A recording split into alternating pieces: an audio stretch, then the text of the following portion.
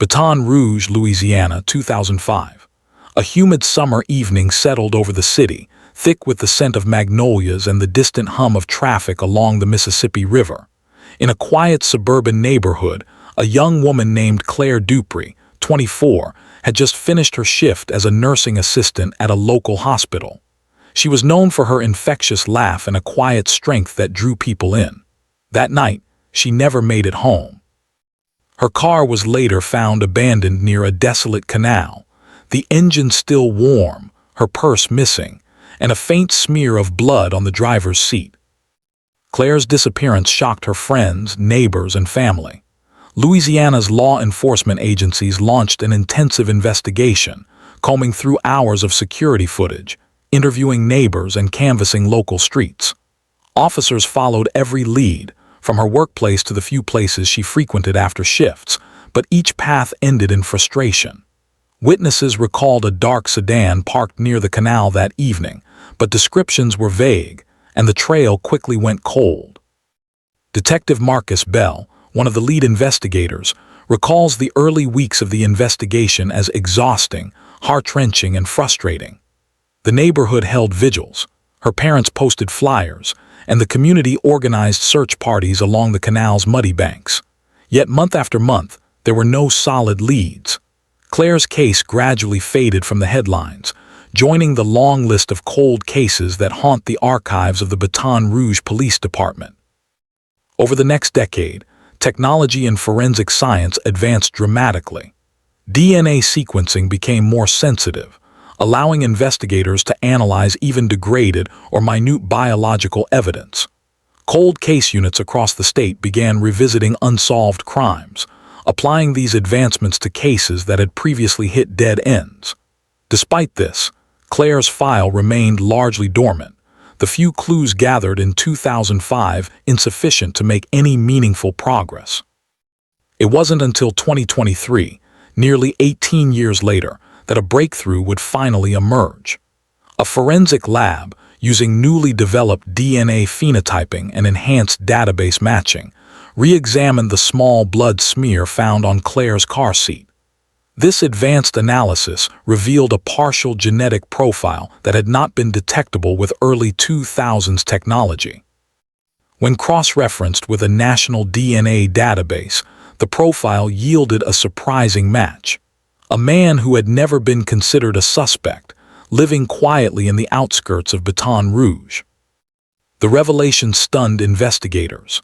The man, later identified as Robert Lemon, 42, had a seemingly unremarkable life. Employed at a local auto repair shop, married, with no prior violent criminal record. Interviews with neighbors painted him as friendly and unassuming, someone who blended seamlessly into the background. The discrepancy between his outward appearance and the horrific crime linked to him by DNA shocked the community.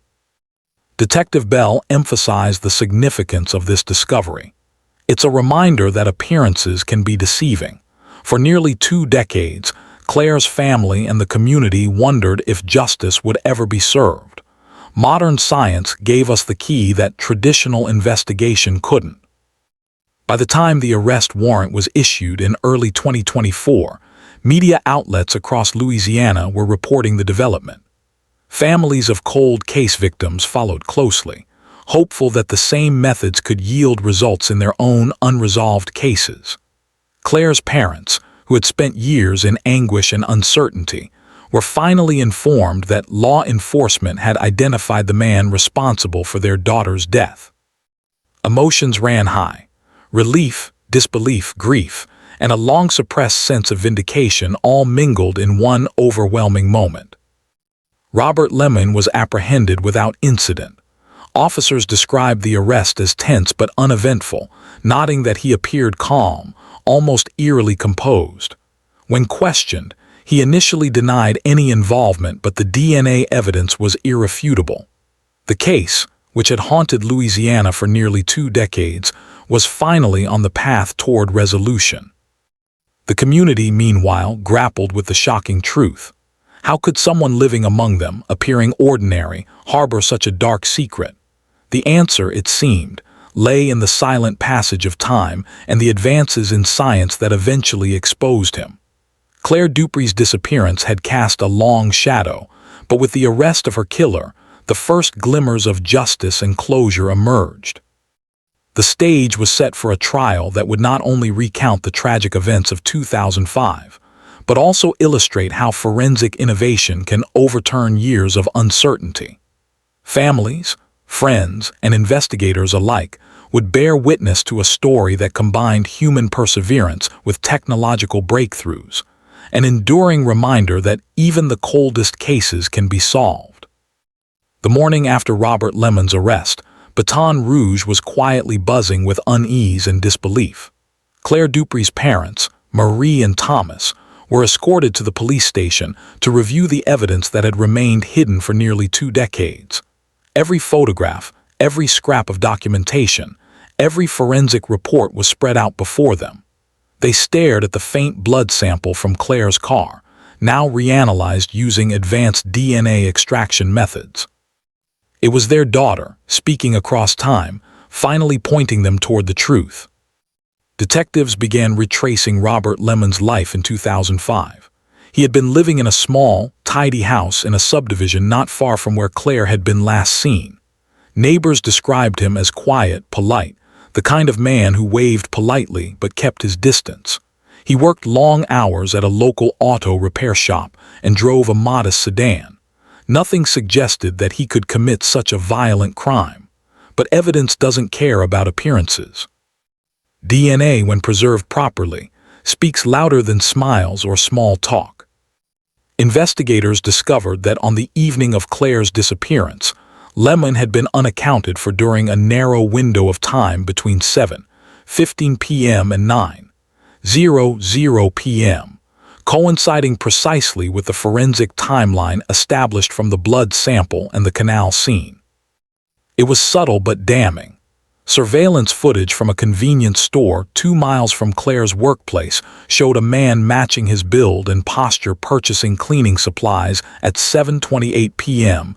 The footage was grainy, but combined with traffic camera images and witness accounts, it placed him near the area at the crucial moment.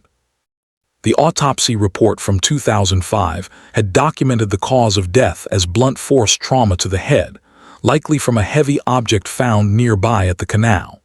Investigators now considered the possibility that Lemon had planned the attack carefully, taking advantage of the canal's isolation. Claire's car had been found just 50 yards from the canal's edge, engine running, keys in the ignition, almost as if she had been interrupted mid-thought. It was a scene designed to delay discovery, a cruel trick of time and circumstance.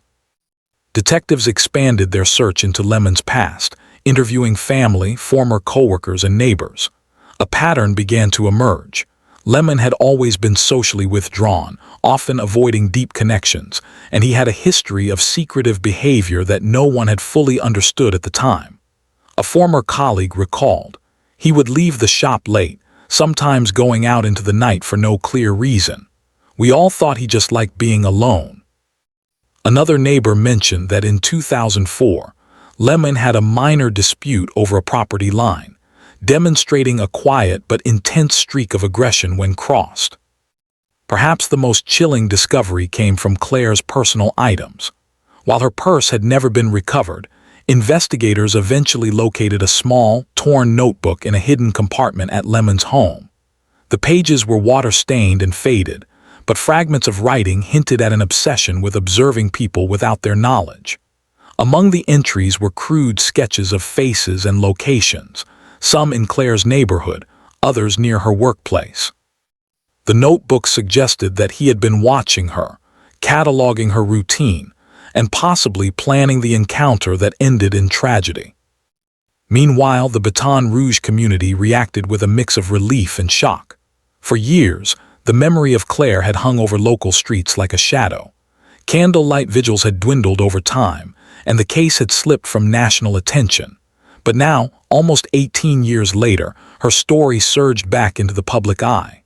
Local journalists recounted her life, her work at the hospital, her volunteer activities with underprivileged children, her warmth and empathy.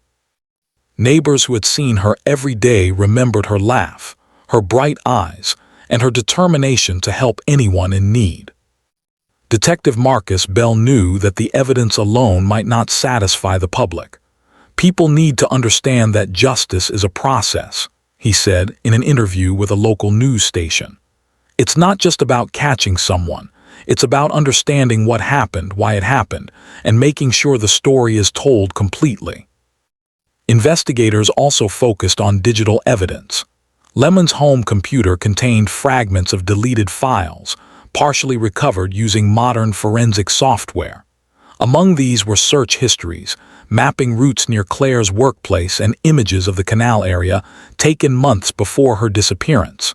It painted a chilling picture of premeditation, someone studying their surroundings, waiting for the perfect moment. Court preparations began quickly. The prosecutor's office compiled a detailed timeline, combining original 2005 evidence with the 2023 forensic breakthroughs. The DNA sample was central, but it was reinforced by surveillance footage, recovered notebooks, and digital forensics. Defense attorneys attempted to challenge the reliability of evidence that had been stored for nearly 2 decades, but the prosecution emphasized meticulous chain-of-custody documentation. Every detail had been preserved, every sample accounted for. In the weeks leading up to the trial, Claire's parents began to receive support from local advocacy groups. Organizations specializing in cold cases offered guidance, counseling, and public support. Marie Dupree explained, "We spent years thinking this would never be solved. Now, we have the chance to finally honor Claire, to tell her story completely, and maybe help prevent something like this from happening to someone else." The arrest and upcoming trial also prompted scrutiny of law enforcement procedures from 2005. Questions arose about missed opportunities, delayed leads, and the limitations of technology at the time.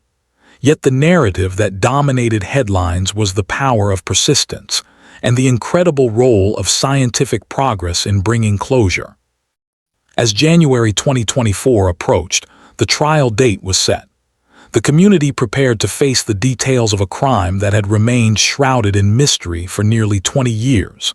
Claire's life, her laughter, her acts of kindness, and ultimately her tragic death were about to be retold in painstaking detail in a courtroom where justice could finally be rendered. The story of Claire Dupree was not just about a cold case solved.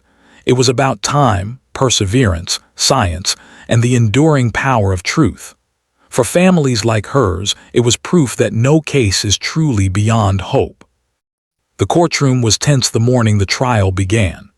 Baton Rouge's old brick courthouse, usually quiet and methodical, now thrummed with the weight of nearly 2 decades of unanswered questions. Inside, Claire Dupree's family sat in the front row, hands clasped, faces pale but determined.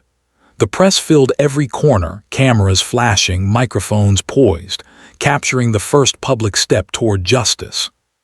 Friends and neighbors of Claire, many of whom had long mourned quietly, now returned to face a past they thought they would never confront again. Prosecutors opened with a narrative carefully constructed to bridge the gap between 2005 and 2023. They outlined the timeline of Claire's disappearance, the discovery of her body, and the meticulous preservation of evidence. For 18 years, the lead prosecutor said, voice steady, Claire's story was paused, waiting for the truth to catch up. Today, that truth has arrived. Every juror felt the weight of that statement. This was not just a case. It was a decades-long arc of missed opportunities, perseverance, and scientific evolution finally converging. The DNA evidence was presented first. Forensic analysts described in detail how touch DNA, once impossible to detect on the car's interior and Claire's belongings, now yielded a clear match. Every step of the chain of custody was documented with timestamps, photographs, and laboratory reports. The jurors saw side-by-side images of the evidence from 2005 and the results of 2023 testing. The DNA sample extracted from Claire's car, the recovered blood on the rear seat, and trace skin cells on her notebook were all consistent with Robert Lemon, linking him unmistakably to the crime. Next, the prosecution introduced surveillance footage and digital evidence. Grainy images from the convenience store camera placed a figure matching Lemon's description near Claire's route at the exact time of her disappearance. Digital recovery of deleted files from Lemon's home computer revealed searches and maps of Claire's neighborhood, including timestamps, routes, and a pattern of observation. The jury watched as investigators demonstrated the recovered notebooks with crude sketches of her route and the canal where she was ultimately found. Each piece reinforced the premeditated nature of the crime. The defense was quick to challenge the admissibility and reliability of decades-old evidence. They questioned whether DNA could have been contaminated during storage, or whether digital files had been tampered with over time. They highlighted gaps in surveillance footage, claiming it was inconclusive and could not definitively identify Lemon. Witness credibility was scrutinized, particularly neighbors recounting his distant or unsettling behaviors from nearly 20 years prior. The defense's goal was to sow doubt, to fragment the chain of certainty that the prosecution had built so meticulously. But the prosecution countered with precision. Experts testified to the advances in forensic science, explaining how modern DNA extraction and probabilistic genotyping are more reliable than methods available in 2005. Chain of custody logs, evidence preservation protocols, and the sealed, climate-controlled storage of Claire's belongings were all emphasized. Each witness reinforced the narrative that despite the passage of time, the truth had been preserved, intact and verifiable. Witness testimony brought the case into sharper focus. Former colleagues of Claire described her daily routines, emphasizing her predictability, routes, work hours, and habits that Lemon could have monitored. Neighbors recounted fleeting, odd encounters with Lemon in 2005, lingering glances, sudden departures, moments that seemed trivial at the time but now took on a sinister weight. Friends spoke of Claire's laughter, her generosity, and her unwavering commitment to helping those around her. Their memories painted a vivid portrait of the woman whose life had been cut short, contrasting starkly with the cold, calculating actions of her killer. Claire's parents, Marie and Thomas, attended every day of the trial. Marie often clutched a handkerchief, dabbing her eyes as forensic photographs were presented. Thomas remained stoic, nodding slowly at testimony that confirmed suspicions long held. Both described the years of uncertainty, the grief that settled like a constant shadow, and the relentless hope that something, anything, would finally reveal the truth. "We never stopped believing," Marie whispered in court between testimony, "and now we finally know what happened to our daughter." One of the most powerful moments came when the recovered notebook was displayed. Pages containing crude sketches, observations, and route maps were shown to the jury. While some were faded, some partially destroyed by water, the pattern was undeniable. Experts explained how the sketches corresponded to Claire's known routes and locations, establishing clear premeditation.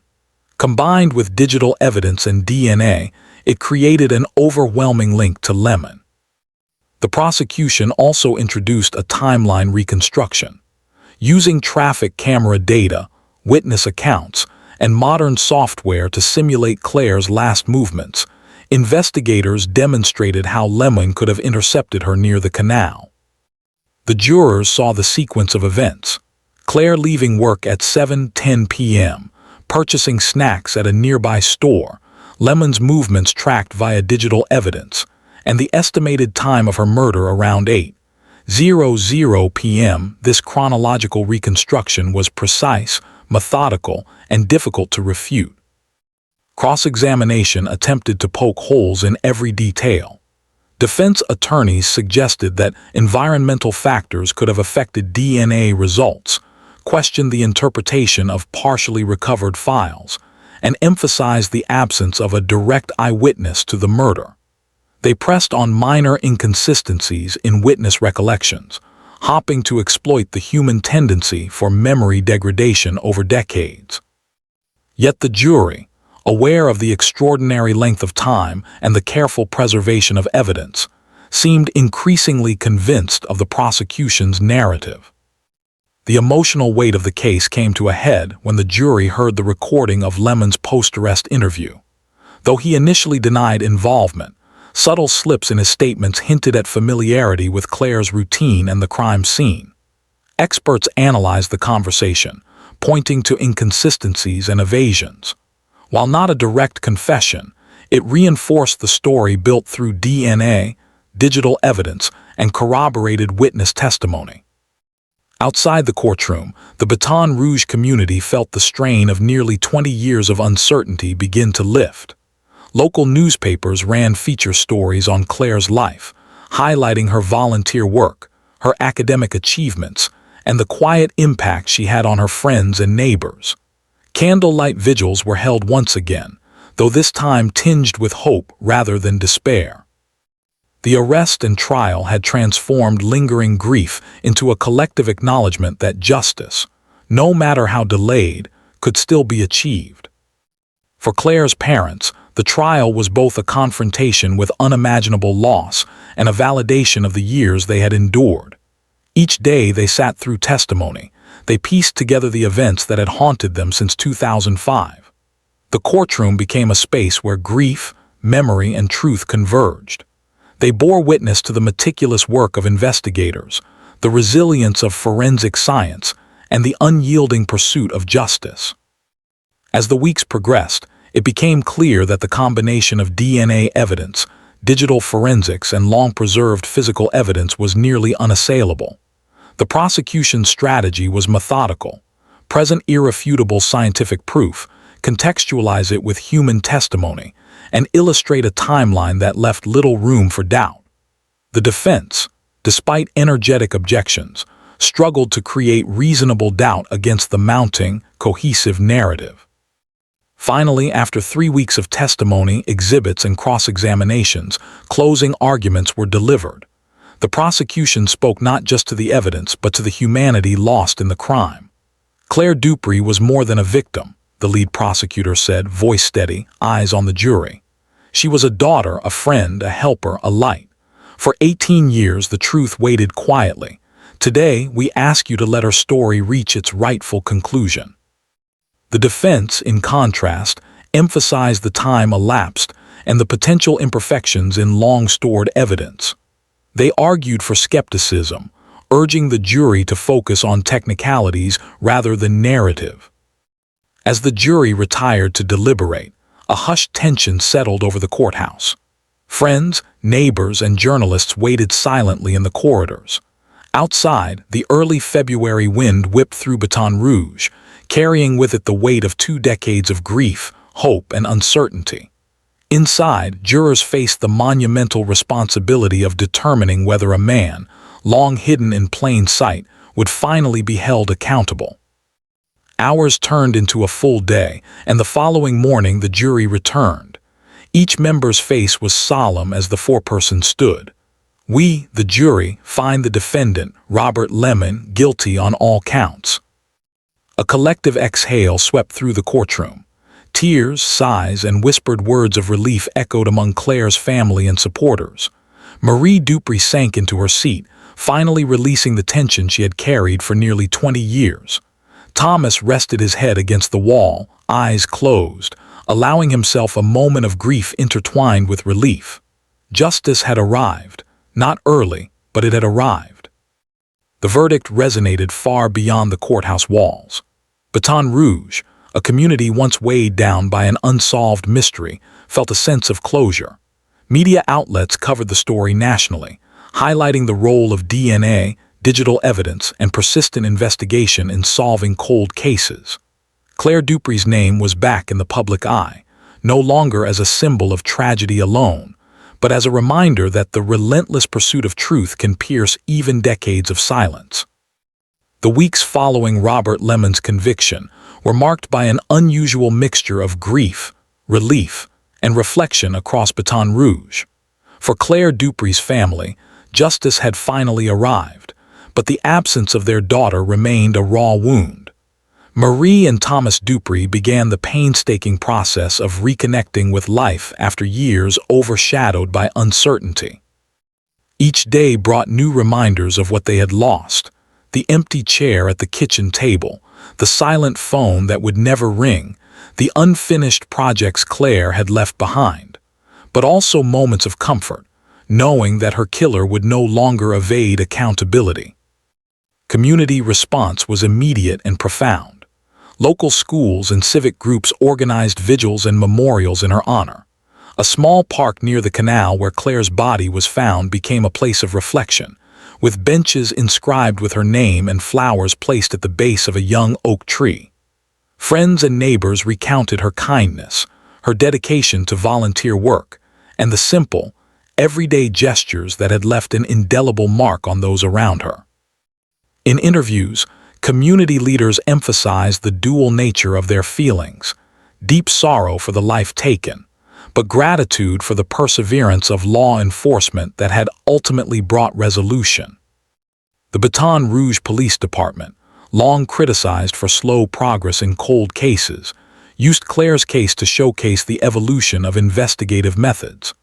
Press conferences highlighted how meticulous evidence preservation, combined with modern DNA techniques and digital forensic recovery, allowed them to solve a crime that had seemed destined to remain unsolved.